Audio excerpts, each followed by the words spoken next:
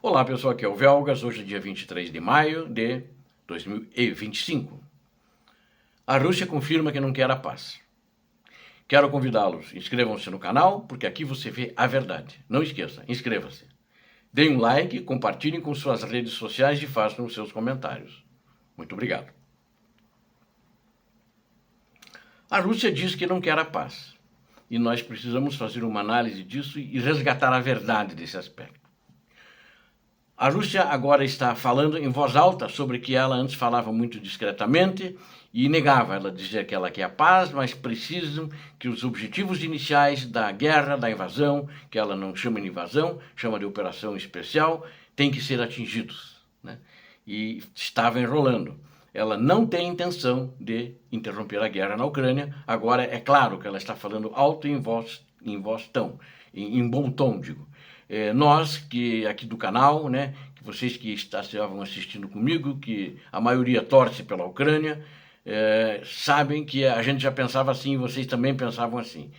E é preciso resgatar esses valores e é preciso que o ditador da Rússia estava fazendo isso para satisfazer demandas da diplomacia internacional entre Moscou e Washington, depois que o Donald Trump assumiu o poder nos Estados Unidos da América, que ambos se envolveram em um processo de paz que parecia mais particular deles.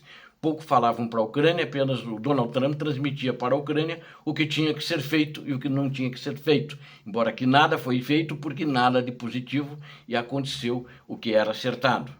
A Rússia aparentemente se cansou de um papel de pseudo-liderança numa negociação que era uma farsa, uma mentira, e é encorajada pelo que agora é quase certo de que não vai enfrentar repercussões, sanções do presidente dos Estados Unidos da América, Donald Trump. Ela está se gabando abertamente de não ter interesse em negociações com a Ucrânia ou em um cessar-fogo. Lembrem-se que depois daquele telefonema entre Trump e ditador da Rússia, o Trump declarou que não vai impor sanções para a Rússia. Então ele já sabia, eles combinaram entre eles e o Putin falou, eu não vou aceitar nenhum cessar-fogo e a guerra vai continuar. Mas eles não disseram isso para nós, apenas ele disse que não ia impor sanções se alguma coisa desse errado. O ministro das Relações Exteriores da Rússia, no entanto, agora no dia 21 de maio, confirmou o que o chefe dele disse para o Donald Trump, que agora a gente sabe, nesse telefonema. Não queremos mais isso, falou Lavrov. Né? O Kremlin não uma coisa que o Trump tinha falado, que o Kremlin não está pronto para a paz porque Putin acredita que está vencendo a guerra. Então que continue acreditando e vai levando as suas tropas e o seu país para o buraco. Agora, fontes americanas dizem que Trump ficou furioso com a notícia, agora do Lavrov.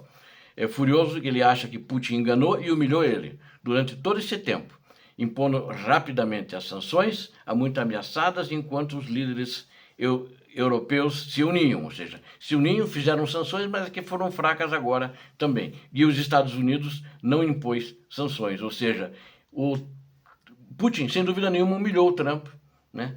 Em tese é o país mais, de fato, né, o país mais poderoso do mundo, o mais rico do mundo, foi humilhado pelo nanico em termos econômicos, em termos militares, comparativamente aos Estados Unidos, foi humilhado por Putin. Deixou-se manobrar por ele, não entendo porquê, não entendo como, né?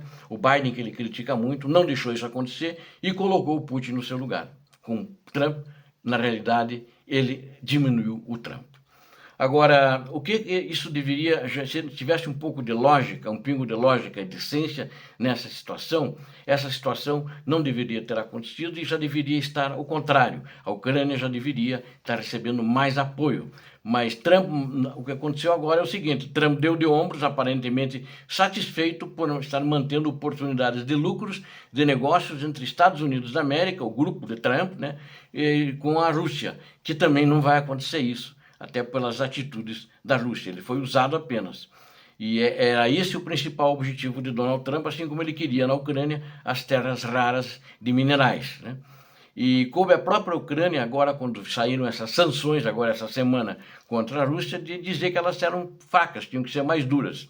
E está começando a parecer que, apesar de toda a retórica, o único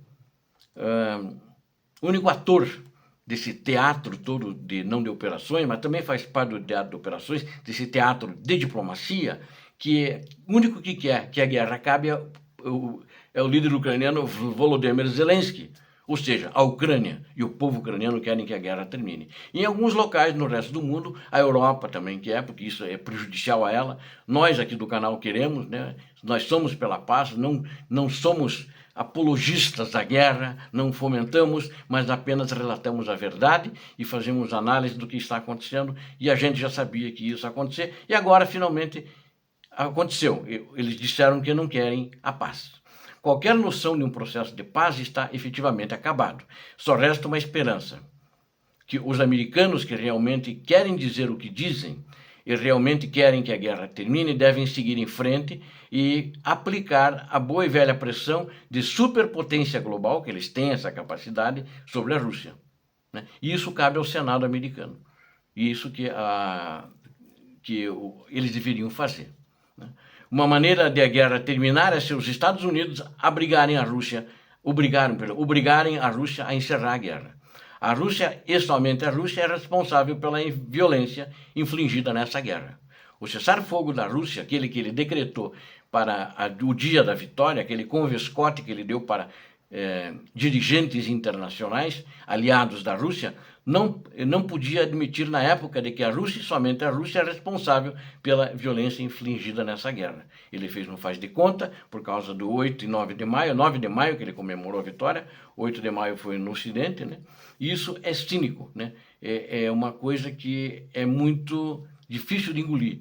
E o mundo vendo isso, vendo que não tem lógica, e é complicado. E só no dia 8, que foi o dia da vitória, comemorado pelo Ocidente, inclusive aqui no Brasil, foi comemorado no dia 8, 2 pessoas morreram num bombardeio da Rússia. E no dia anterior, dia 7 de maio, 14 pessoas morreram e outras 54 ficaram feridas em Kiev, assim que ele estava pedindo a paz para o dia 9, assim que ele estava pedindo um cessar-fogo para o dia 9. Cínico, mentiroso, criminoso. Né? E a Ucrânia foi obrigada, nesses dias, a passar a noite em abrigos e em corredores para escapar dos bombardeios de mísseis balísticos e de drones. Qual a diferença, na realidade, que aconteceu entre 8 de maio e 7 de maio? 8 de maio entrou em vigor um cessar-fogo de 3 dias, proposto unilateralmente pelo Kremlin, né, pelo ditador da Rússia, mas efetivamente bombardearam a Ucrânia nesse dia. Né? Agora vamos deixar uma coisa clara: o cessar-fogo do Kremlin é uma farsa. Né? Não tem outra maneira de explicar. O mundo viu publicamente que é. Tem gente que diz que não, que ele tem que fazer isso por causa da OTAN. A Rússia não quer que a OTAN venha até a Ucrânia. Essa nunca foi o objetivo, mas é uma mentira que está sendo contada há muito tempo, assim como a mentira de que a Ucrânia saiu da Rússia, quando é o contrário. A Rússia é muito mais jovem do que a Ucrânia é milenar, e a Rússia ainda falta muito tempo para chegar a 1000 anos de existência. O único propósito de não envergonhar o presidente russo Vladimir Putin é forçar o cancelamento do seu desfile da Rússia, para isso que ele pediu o cessar-fogo. E a Ucrânia não bombardeou Moscou, mas ele bombardeou Kiev, bombardeou outras cidades também, com mísseis balísticos e mísseis hipersônicos. Então, o ditador da Rússia violou, além dessas mortes, também mortes de soldados aconteceram, de ambos os lados, mais deles do que da Ucrânia, e eles estavam, na realidade, muito ativos, atacando na linha de frente. Os próprios soldados, em entrevistas para a imprensa ucraniana, disseram que nunca teve cessar-fogo. Todas as vezes que eles falavam, eles já nem prestam atenção. Eles sabem que as ondas de moedor de carne, vindo com os buchas de canhão, acontecem todos os dias, com cessar-fogo ou sem cessar-fogo, ou seja, o cessar-fogo não existe. Né? Abril foi um dos meses mais mortais para civis durante a invasão em grande escala da Ucrânia. Pelo menos 209 civis foram mortos, enquanto 19 crianças incluindo, né? E também 1.146 ficaram feridos, todos por mísseis, drones e bombas russos. Enquanto isso, o ditador da Rússia, junto com o presidente dos Estados Unidos, Donald Trump, eles fingiam que negociavam, ou os dois fingiam, um deles fingia, né? E a Rússia, a Ucrânia ficava olhando em Riad, depois não sei, esse circo todo que foi feito na Turquia também, né? Ou seja, o cessar-fogo da Rússia provou a única coisa, que o ditador da Rússia não admitiu que a Rússia, e somente a Rússia, é responsável pela violência infligida nessa guerra. No entanto, na minha avaliação, está em poder da Rússia interromper a guerra a qualquer momento, unilateralmente, e pôr fim à violência e se retirar dos territórios ucranianos. Mas, como ele mesmo, no cessar-fogo que ele decretou, ele não respeitou, ele não vai fazer isso também, e vai continuar a guerra. E a Ucrânia também, em contrapartida, não pode acabar com os combates, enquanto a Rússia continuar atacando. A Ucrânia precisa defender a sua soberania, que o está fazendo muito bem, precisa defender a sua integridade territorial, precisa defender o seu povo, o seu país. Obrigado a vocês que assistiram esse vídeo. Eu conto com vocês. Inscrevam-se no canal. Não esqueçam, dá um like. Isso ajuda muito o canal a crescer. E você que não é inscrito, inscreva-se, porque aqui você viu a verdade todos os dias. Deus abençoe vocês, Deus abençoe a Ucrânia, Deus abençoe o Brasil. Paz e bem, paz para toda a humanidade.